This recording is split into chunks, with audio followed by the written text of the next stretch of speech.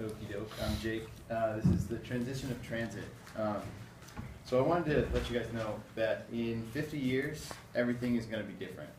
Nothing will be the same. All the cars, all the trains, all the planes that we fly on today, they're not going to be here. They're not going to be around anymore. And this is because the transportation that we use today is inefficient. The transportation industry is rapidly transitioning from, shifting from how many ways can we get from point A to point B to how efficiently can we get from point A to point B. And because of this shift in focus, there's been new ideas and new proposals generated that address three things. They want to limit pollution, ease congestion, and to go beyond the boundaries of human travel and to go out into space eventually. Transportation is one of the largest sources of air pollution in the United States. It accounts for more than half of the carbon monoxide and over a quarter of the hydrocarbons emitted into our air.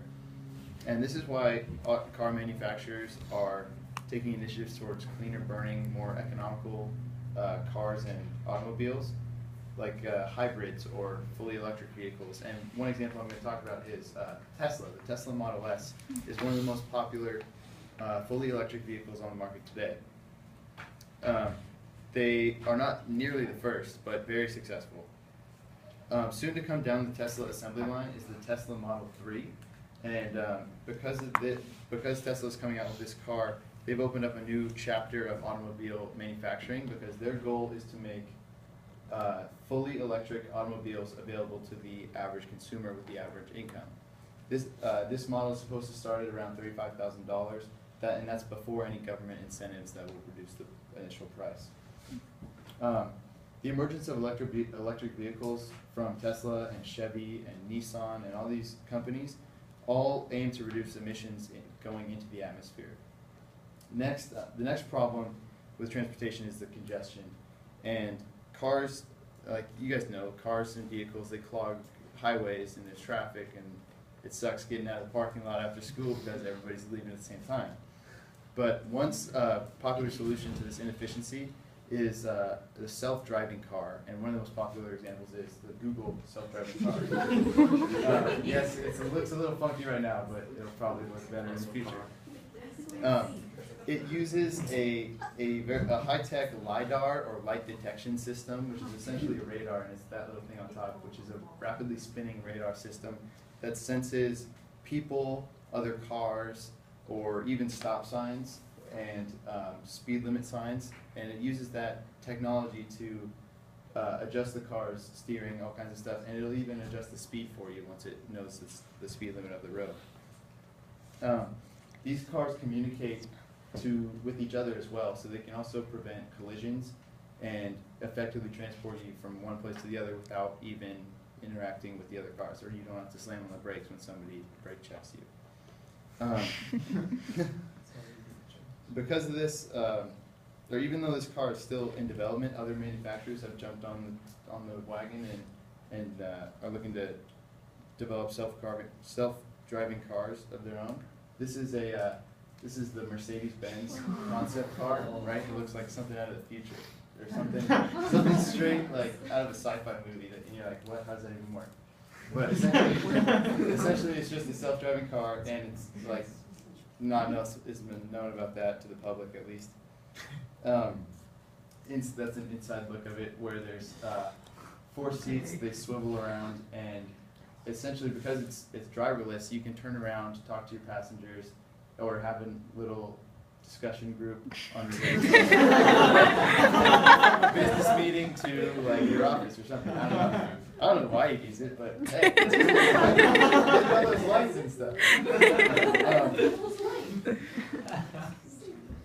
Cars that drive themselves are emerging all over the world, and they will make driving safer, more efficient, and more enjoyable for the average commuter. Another proposed plan to reduce congestion is the Hyperloop.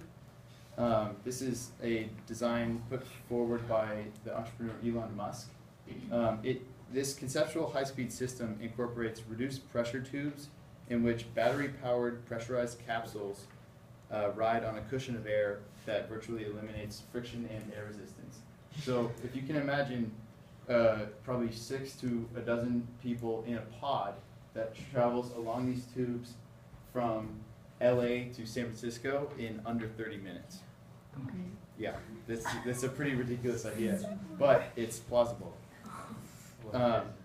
There's only one route planned as of now, and that's from LA to San Francisco. But grad students at UCLA are actually working on additional routes that could stretch all the way across America and even parts of the world. So whether it's cars, that's one of the pods. It uses a air induction compressors to push the pod down the tube, essentially.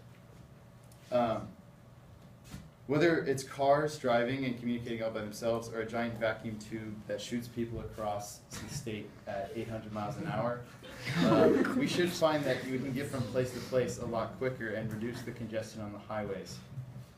Okay, down to my last minute. Next is to go above and beyond. This is another idea put forward by Elon Musk, an entrepreneur. He founded this company, SpaceX, and the goal of this company is to reduce space transportation costs by a factor of 10 and ultimately send people out to Mars. That's what his idea is, to eventually settle on and colonize Mars, but I'll keep going. So anyway, our parents always talk about how when they were kids they didn't have a cell phone, or if they did it was too big to fit in their pocket or that kind of thing. But I think for our generation it's going to be a lot like, I remember when you actually had to drive the car, or it used to take 6 hours to get from LA to San Francisco. But heck, that's, you kids, like, what do you anyway, I wanted to leave you guys with this.